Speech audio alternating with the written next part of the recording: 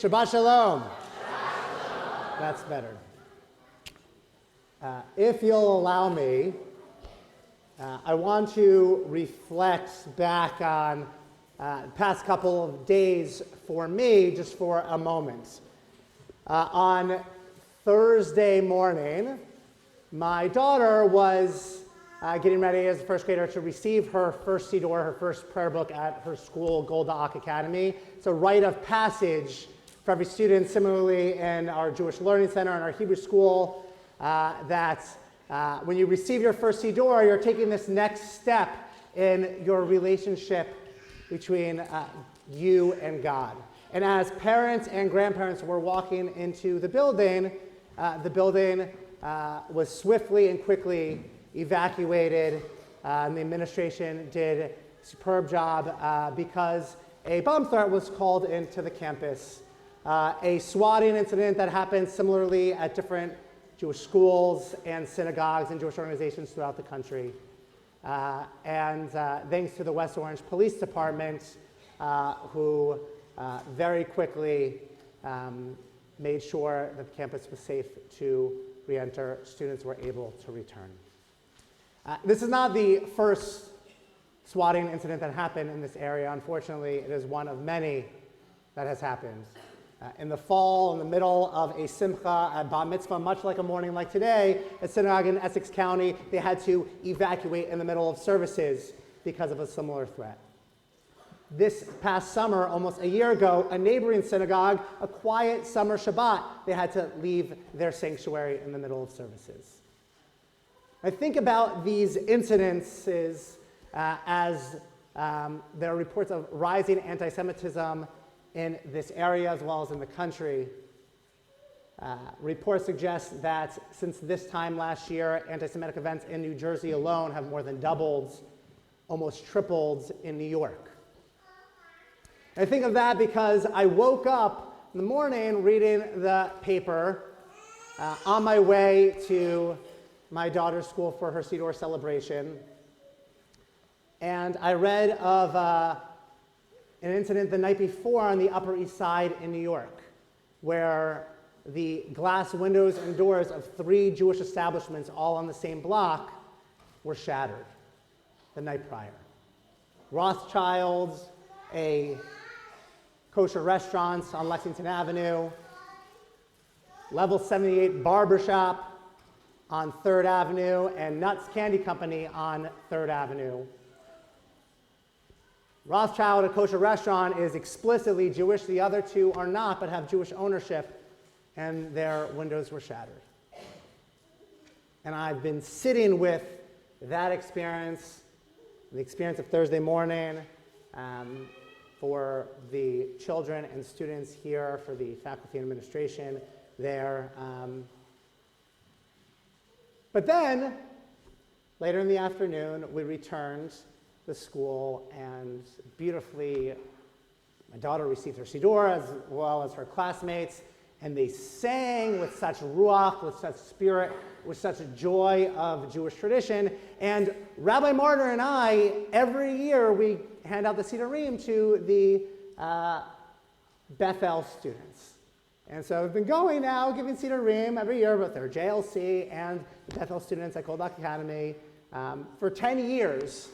And in that moment, there was more ruach than I had experienced in 10 years. More spirit, more joy, singing and dancing and clapping. Because after a very dark morning, there was this sense of light. And I think about that a lot. I think about at those moments, which are increasingly greater, when the world feels dark. And I'll say it as a Jew, as somebody who wears the kippah all the time, somebody who sometimes is not as comfortable doing so in parts of this country, parts of this state that I was months ago. I think about how do we add those moments of light. Moments like this morning is a moment of light. When we celebrate someone becoming bar mitzvah so proudly, supported by family, supported by friends, supported by neighbors, those who are Jewish and not Jewish, supporting bar mitzvah, taking your place and your link in this tradition, that's how we add light. Our bar mitzvah taught us already that in this week's Parashat Emor, we have this whole list of instructions of sacred times, of how to celebrate these sacred moments. And then after this list of holidays and sacred times, we're told at the beginning of chapter 24 of Vayikra that the Israelites are to bring olive oil to light the candelabra, to light the menorah, to light the lampstands that was at the entrance of the Ohel Moed, the tent of meeting in the tabernacle. And our rabbis wonder why immediately after the sacred times and the offerings that we're to give to God in the tabernacle, in the temporary sanctuary, the wandering sanctuary in the wilderness, why are we told and reminded about lighting the lamps of this menorah of sorts?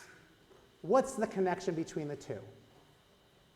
And the Torah explicitly tells us that we should light these lamps me'erev ad boker lifnei Adonai tamid, often translated as from evening to morning before God always. This lamp should be lit.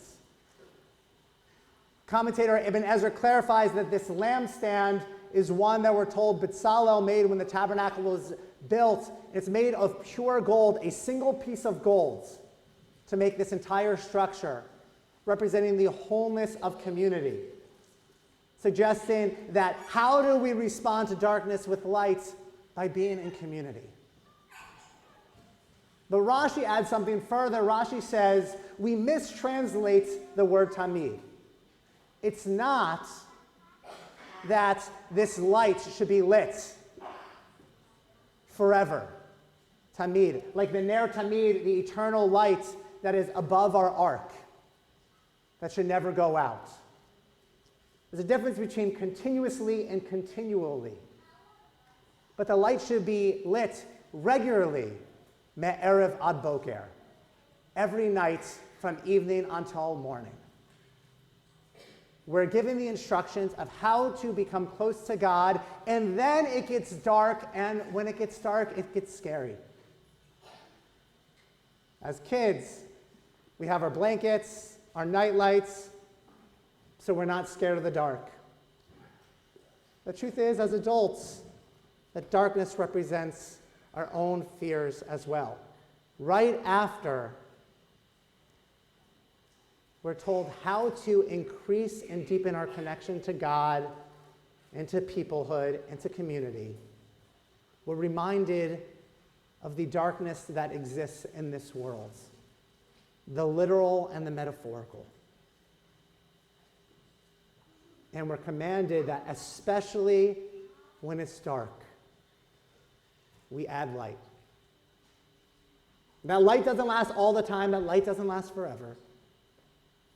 But as Rashi clarifies, tamid, regularly, especially when the world feels dark.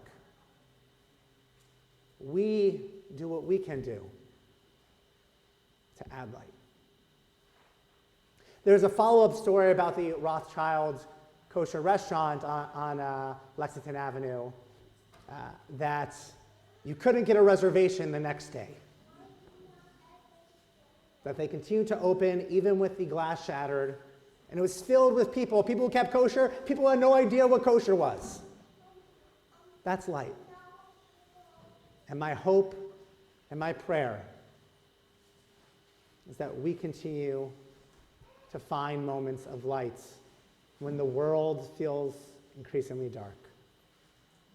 Singing and dancing, when you receive your first siddur, your first prayer book, as I did with my daughter and her classmates, Kodak Academy, throwing candy at a bar mitzvah after he teaches us words of Torah, surrounded by community and neighbors and friends and celebrating Shabbat together. That is how we add light. Me'erev ad boker, especially when it feels dark. we do our part to light up that darkness.